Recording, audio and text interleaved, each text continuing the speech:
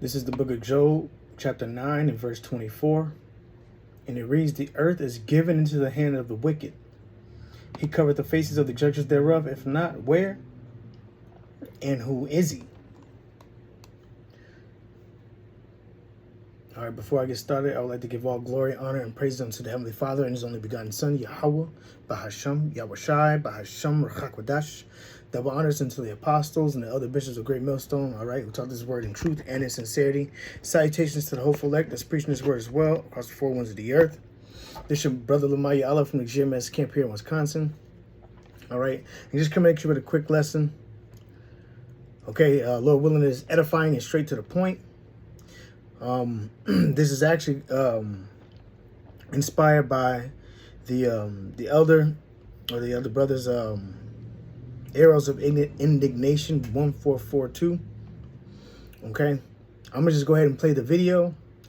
It is a quite lengthy video. I mean 6 minutes, but yeah, we'll go there. I'll get some precepts and Lord willing is edifying to the sheep of Yahweh by Shema Shai. Okay.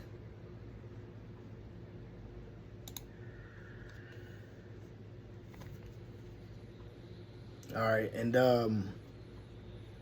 I will say, you know, fair use, fair use.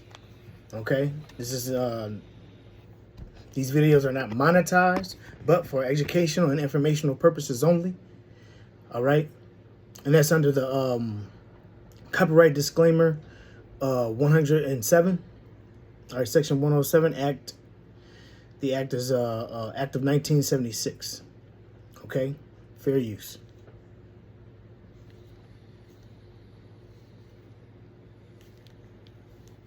Absolutely. I can tell you about that. It's going to be a little graphic, though. All right, so the button is a pressure point, the anal cavity. And when pressure is applied to the button, that in combination with the micro tears and fissures from anal intercourse, the bloodletting, the blood that comes from that, and the bodily fluids that are expelled, that powerful combination and mixture is what makes a person susceptible to, demonic possession.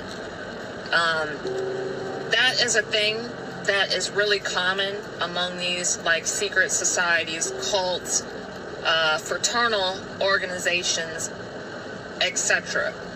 They will use anal intercourse as a way to not only fragment a person's psyche and mind, right?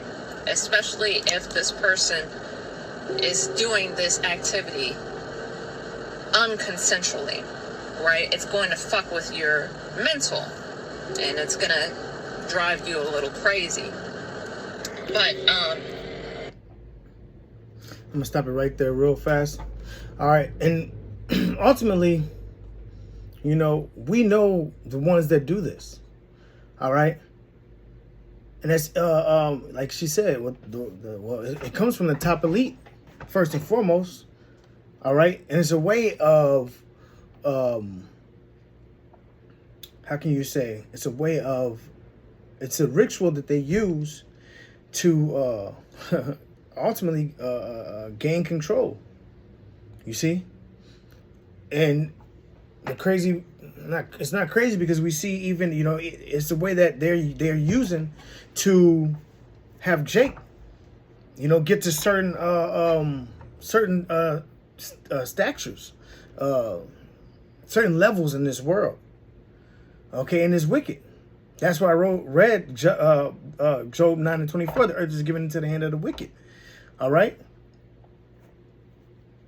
So by the way he's ruling, and by the way he's ruling by wickedness, and in order to be accounted for in his society or have some type of prominence in his society, it's by the way of wickedness. All right, and then by that wicked ritual he uses to control you, you know, or the jakes that want to be relevant in this society, you have to commit sodomy. You see, and that's wicked. You know, but we know they do it, and they do it to from your celebrities to pretty much anybody that's willing to want more in this life. Okay.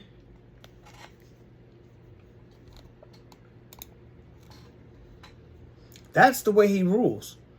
You see, that's the way he controls. And if you are, you got to understand, like, Salaki, you got to understand that, hey, we're here to serve a punishment, you know? And this is what Jake really misses. We're here to serve a punishment, not to be prominent in this, in this time. Okay, but I'm gonna let her keep going. All right, I'm gonna let her keep going.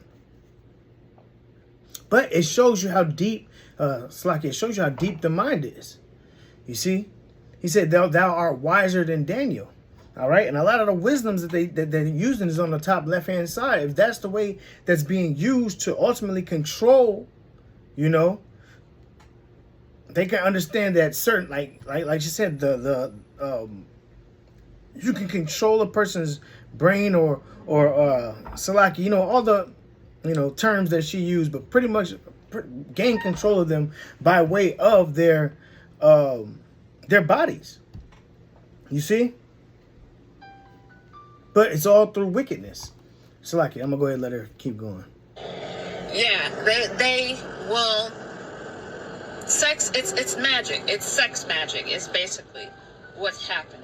All right, and like in masonry, like there's incestuous relationship, all types of shit. Like if a person has some sort of demonic attachment or negative attachment on them, a lot of times what they will do is have intercourse with a person in order to get the attachment off of them and on to somebody else. So you have to defile yourself.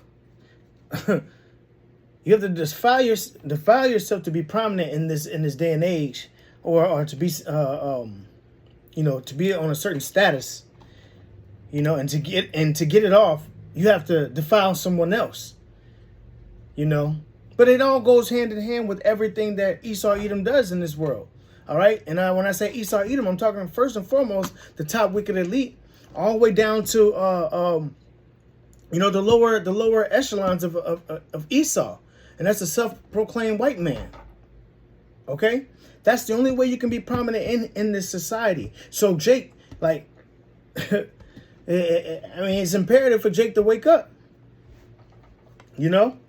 But let me go ahead and read this real fast. This Habakkuk 2:5, it says, yea, also he transgresses by wine.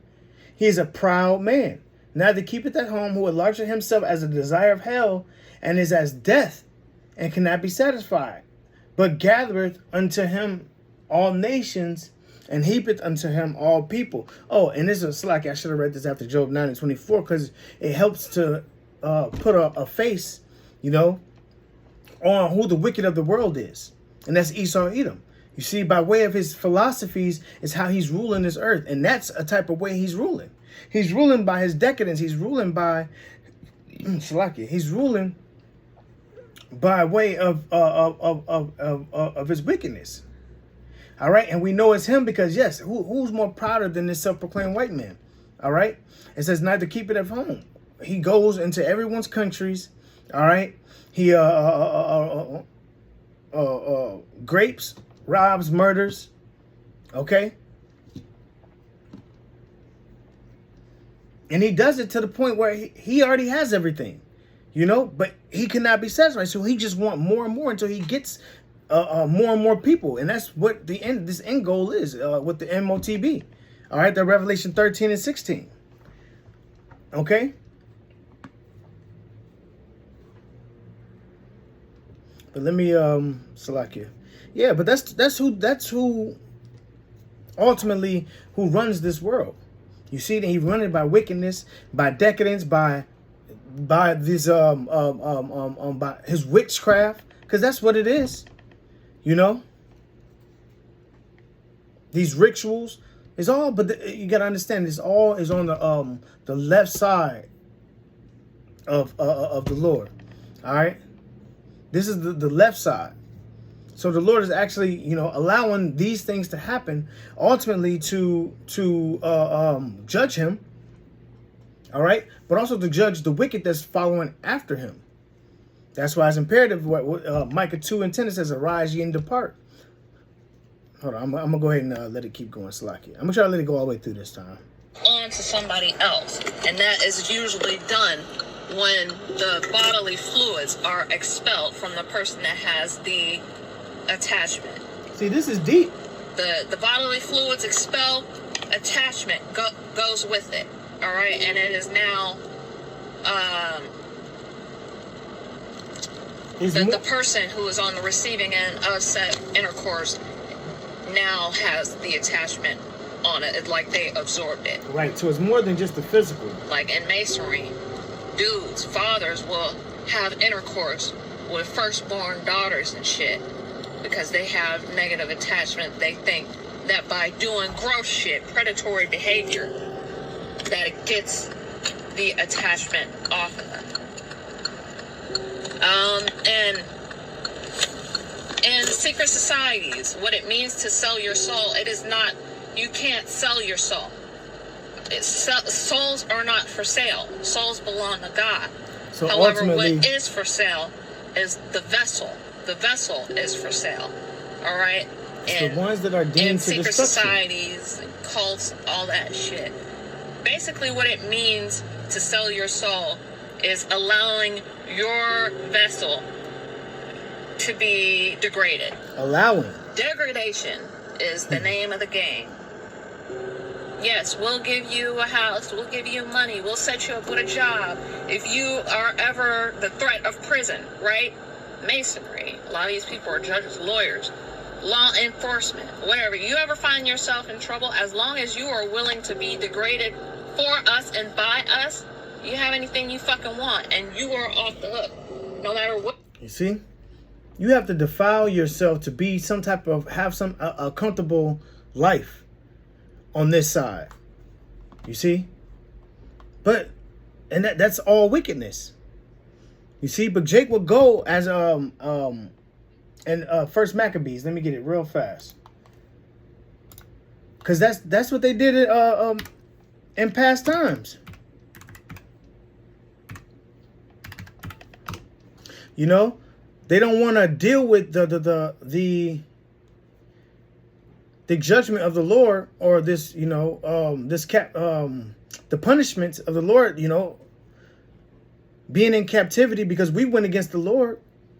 So they're willing to sell their soul, so to speak, or they're willing to defile themselves in order to be prominent in this time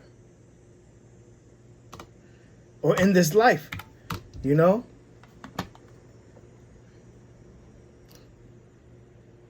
Salakia. All right, this is the book of First Maccabees, chapter 1 and verse 11. And it reads, and this is, and this is what I'm talking about, you Israelites, all right?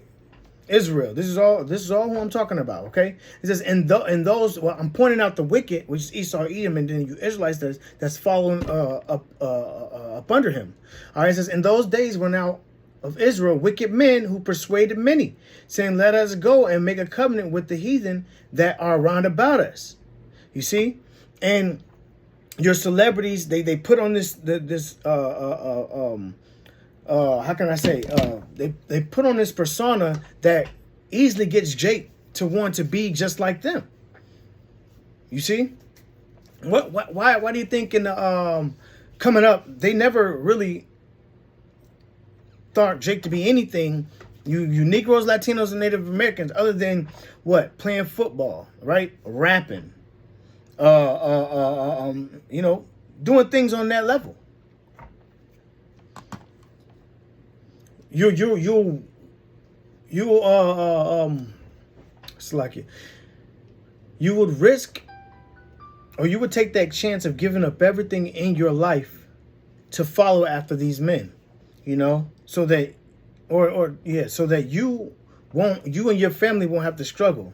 You see, they signed these contracts and promise money for them to put on a certain persona in front of the people. We just saw it like not too long ago. That video was going around about the Jake. They told him he had to be the first bisexual rapper, or so to speak, for him to get big. And then when it came into the things where he was contemplating it, but he didn't want to do anything which require him to actually physically do it. But no, that's what's required. If you're going to put on that persona, if you're going to make this covenant with Esau, Edom, he's going to require you to completely defile yourself. It's not halfway. You see, you got to go all the way with it. You see, and to stay prominent. So there's like what's his Diddy and his parties. You see, you can't tell me that he wasn't having it done to him, and then ultimately now he's the ones that's doing it to the up and coming rappers, up and coming artists. All right, but we saw that movie also about the football movie whereas he had to participate in those rituals and things like that. Now, I'm not saying everything had to do with sodomy, but a lot of it has to do with worshiping the evil and the wickedness that's being pretty much the go along, get along. Okay, it says, in those days, back in Maccabees 1:11, in those days went out of Israel wicked men who persuaded many, saying, let us go and make a covenant with the heathen that are round about us. For since we departed from them, we have had much sorrow. You see? So they're trying to relieve, ultimately, the judgment of the Lord being at a lower state, in order to be prominent. But that's the only way you can do it in this time. You have to sell your soul in order to have a prominent life, but it wasn't meant for us. That's why Micah 2:10 says, arise ye and depart, for this is not your rest. Right? This is not our rest. Arise ye and depart, but you got to depart mentally. Okay, you got to give up the ways of this world. You got to give up the ways of this world. Everything in this world is adverse to the scriptures. It's adverse to what the Lord said it's supposed to be through the Holy Scriptures. All right, it says, this is not your rest. The kingdom of heaven is our rest. We are subject to payments. No matter where you go in this society, you are still a nigger to them. Okay, you're still nothing. You're 2/3 a man. You see, you're only good at doing football and becoming a rapper, which they ultimately control that as well. All right, it says, because it is polluted, it shall destroy you even with a sore destruction. Yes, this place is polluted, and ultimately death is going to come to this place, and you will be destroyed as well. You see, it's polluted by way of what? It's philosophies. Okay, it's the way of life here. Everything. The earth was given into the hand of the wicked. Everything is polluted. The mindsets, the mindset of the people. And it starts with the king. It starts with the one that's in charge and rulership. You see? He said, roughly paraphrasing, it says, his spirit, that which is which is lifted up, is not upright in him. You see? So if his spirit isn't upright in him, then the way he rules is not going to be upright either. I'm going to continue. You fucking want, and you are off the hook, no matter what the fuck you do. It's you allowing your vessel, the thing that God created and put your soul in, allowing it to be degraded. It's disgusting. It's gross. Think Dubai porta potty type shit. The most vile, putrid, depraved fucking things that you can fucking think of. They want to do it to you. You want money, you want a contract, you want a role in a movie. Let us degrade you, and you can have it. The actors. Not only that, but like I said, the vessel is for sale, excuse me. So even though your soul cannot be sold, your body can, be vacant. You can become the host for all this shit that they want to put on you, right? So you allow your vessel to be taken over by negative entities and attachments and shit. All right, yeah, I'm gonna go ahead and end it right there. All right, but ultimately, it defiles you. In order to be prominent or have some type of status in this life, you have to defile yourself, and that's the only way you'll be not even considered equal, but allowed to have a comfortable life. All right, now I'm gonna get through these precepts, and Lord willing, this is edifying to the sheep of Yahweh Shema Shai. That was a little bit longer than I wanted, but it is what it is. Let's get it going. This is Romans chapter 2 and verse 2. And it says, and be not conformed to this world, but be ye transformed by the renewing of your mind.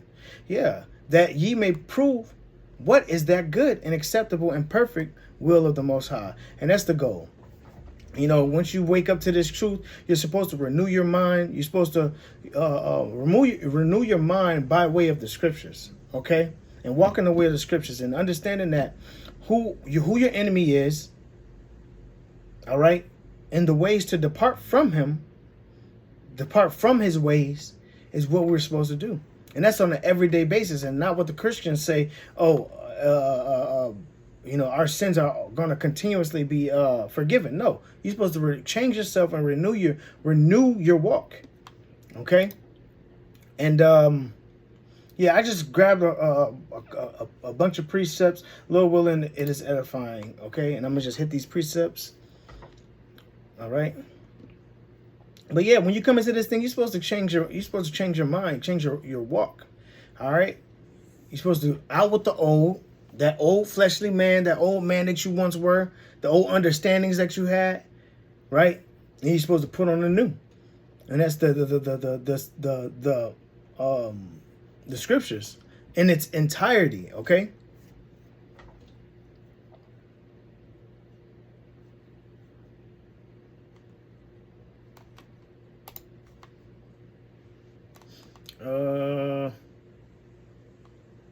Oh yes, Lucky. This was just an example of how, when I'm gonna just read it. This is Hebrews 11 and 24. It says, by faith Moses, when he was come to years, refused to be called the son of Pharaoh's daughter, choosing rather to suffer affliction with the people of the Most High than to enjoy the pleasures of sin for a season.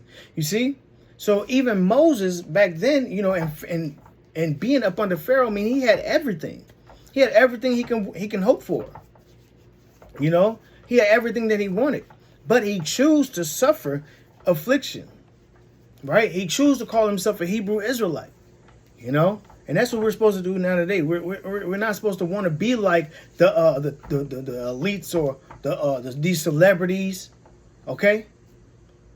Understanding that we are here on a punishment, we're supposed to be lowly, all right, and actually acquire faith in Yahweh Shema Shai, all right, and asking for mercy, begging for mercy, versus trying to be prominent in this time, because it's only going to lead to destruction, This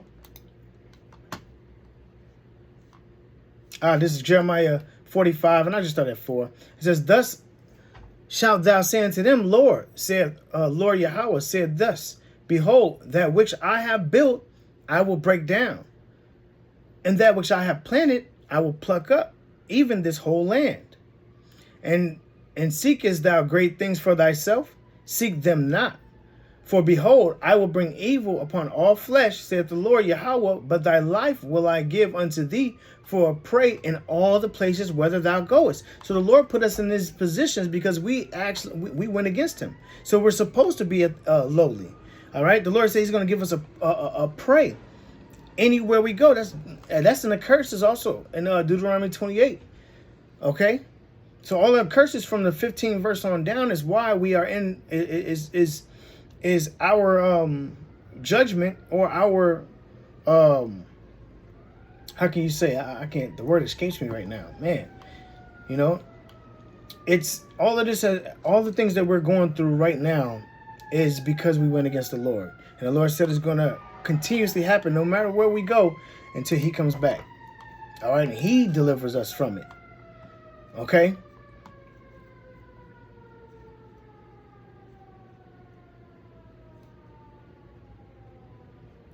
Okay. I got 1 Timothy chapter 6 and verse 6. And I got this one ultimately because, in the end, it says, and it says, knowing all these things shall be dissolved. Roughly paraphrasing, what manner of person are we to be in? Okay, all holy conversation and godliness, and we can't take anything we have in this world and to the next. Okay, but this is 1 Timothy 6:6. It says, "But godliness with contentment is a great gain. For we brought nothing into this world, and it's certain we can carry nothing out. And having food and raiment, let us be therewith content." You know, so be content with what we have. We can't take anything other than our treasures that we store in heaven. All right, these works are going to follow us. All right, in our faith, but you're not going to take anything out of this world with you. It says, "But they that will be rich fall into temptation and a snare, and into many foolish and hurtful lusts, which drown men in destruction and perdition." You see, so for shooting after those things that are in this world, or being given into that temptation, or the traps of being prominent in this world, is only going to cause you destruction.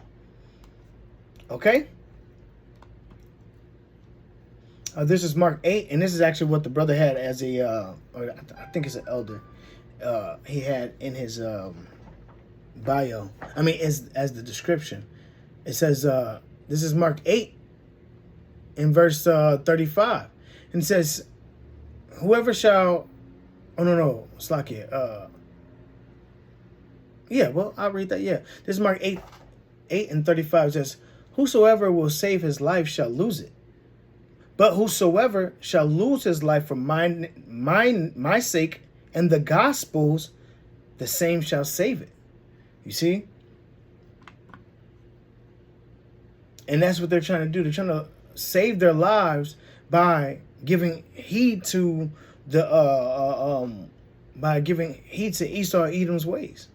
All right? The rituals. You see? The money, the love, what it says, the love of money is the root of all evil. And what is the love of money? It's a way for them to be comfortable. That's what they're chasing now after. They're trying to chase comfortability in this time.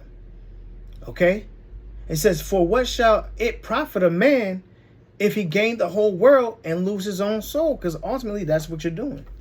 You know? What profit?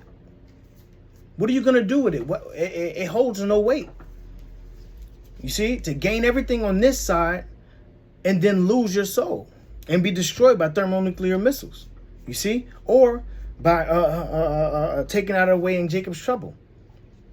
I quoted, I quoted, "All these things shall be dissolved," and that's in the end, the day of the Lord. Okay, I'm gonna keep going. Salakia, these weren't in any particular order. But I just want to get these precepts out, and that'll be the lesson. Lord willing, this is edifying to the sheep of Yahweh Shema Shai. Oh, okay. Yeah. This is 2nd Ezra chapter 8 and verse 1. It says, "And he answered me, saying, The Most High hath made this world for many, but the world to come for few." You see? So ultimately, the hope, and that few is the hopeful elect, first and foremost. All right. Who's going to make it on the first go round. All right. That's going to be our world. You see?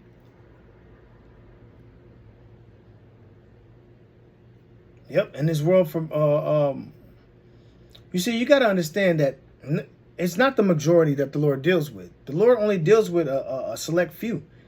Just like when ultimately it's because of the wickedness. Okay? And don't get it twisted, the elect, don't get it twisted, all Israel will come back in the kingdom. Okay? But we're focused on this time right now, and that's is going to be that 1/3. Okay, the 144,000 men, all right, and the innumerable multitude that are going to come back to the Lord and actively believe on this side.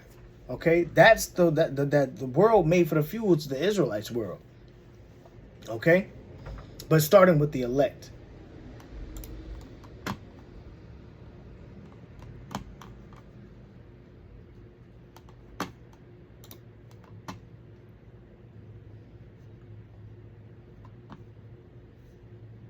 Yeah, I think I had this one up.